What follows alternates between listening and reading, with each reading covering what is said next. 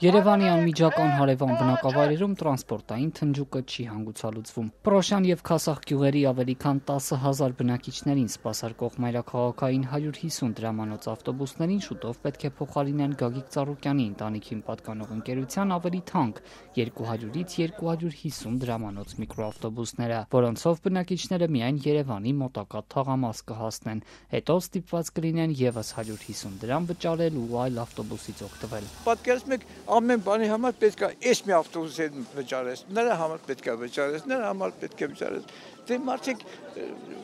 չունեն, էլի ճիշտ ասած չունեն, չի հերիքում, չի բանանում։ Ընդամենը 30-40 հազար փող են տալի, դրանով ինչ անես, այդ դրանով տրանսպորտի տաս դեղարն ես, հացի տաս, չէ էլի։ Սպասվող փոփոխությունների պատճառով բնակիչները փաստի առաջ են կանգնել։ Եթե պատասխանատուները հետ քայլ չանեն, ստիպված կլինեն շատ ավելին վճարել Երևան գնալ գալու համար։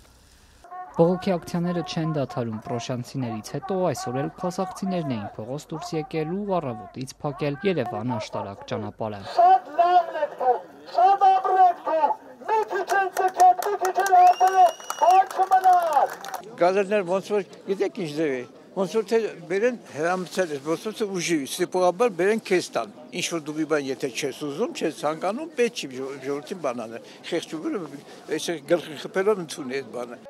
Սպասվող փոփոխության մասին բնակիչներն անցած ամսվա վերջին իմացել։ Քասախի եւ Պրոշյանի վարչական ղեկավարների գրասենյակներն իրենց Facebook-յան էջերում նոր երթուղիների վերաբերյալ կառավարության հրամանն էին հրապարակել։ Բանն այն է, որ Գագիկ Ծառուկյանի որդուն պատկանող Մուլտիտրանսպորտ ընկերությունը տարիներ առաջ հաղթել է Կոտայքի մարզում տրանսպորտային փոխադրումների մրցույթում եւ ըստ կարգի մարզում կանոնավոր փոխադրումներն իրենք պետք է իրականացնեն։ Այս գյուղերը թեև Երևանի կողքին են, բայց Կոտայքի մարզում են գտնվում։ Բողոքի ակցիային հաշմանդամություն ունեցող անձեր մասնակցում։ Չի պատկերացնում, թե միկրոավտոբուսով ինչպես է երթևեկելու։ Հենց այս կարգավիճակը դուք արդեն պետք է պատկերացնեք։ Սա գազելով եւ Ֆորդով գնալու գալու տրանսպորտ չի։ Պրոշյան 25 համարի ավտոբուսն է հասնում, Քասախ 59-ը։ 3 գյուղերի բնակիչները կառավարությունում էին, պրոշյանցիներն առաջարկում էին, որ 25 համարը գոնե պաշտպանության նախարարության նախկին շենք հասնի, ըստ բնակիչների սրա շուրջ համաձայնության հասել են։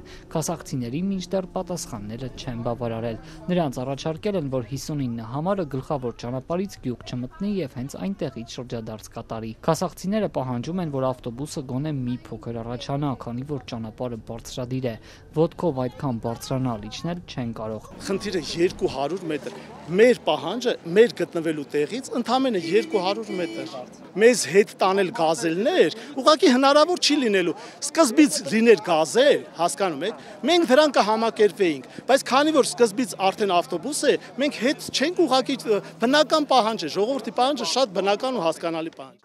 Երևան աշտարակ ճանապարհը փակած քաղաքացիները մի քանի ժամ շարունակ սպասում էին, որ պաշտոնյաներ գան իրենց լսելու։ Արդեն կեսօրին Քասախ եկան տրանսպորտի ոլորտը համակարգող տարածքային կառավարման փոխնախարար Արսեն Սիմոնյանն ու Կոտայքի մարզպետ Ահարոն Սահակյանը։ Ցուցարարները բացեցին ճանապարհը, արդեն գյուղի ներսում փակ հանդիպում սկսվեց։ Հանդիպման ավարտին հայտարարվեց, պաշտոնյաները քասախցիներից 1 շաբաթ ժամանակ են խնդրել քննարկումների համար։ Փոխնախարար Արսեն Սիմոնյանը լրագրողների հետ զրույցում վստահեցրեց, կդիտարկեն բնակիչների պահանջը։ Քաղաքացիները պահանջում են, որ 59-ը մտնի բնակավայր, 59 համարը եւ որպես կոմպրոմիսային առաջարկ, այսպես ասեմ, քննարկվեց, որպեսզի 59 համարը մոտ 100 կամ 150 մետր ճանապարհից, որտեղ ճանապարհը դեռ Երևանի վարչական տարածքում, այսինքն ճանապարհից մոտ 100 մետր դեպի փոստի շենք, ես ինչպես հասկացա, քաղաքացիները խնդրեցին։ Քասախցիները խոստացան 1 շաբաթ սպասել։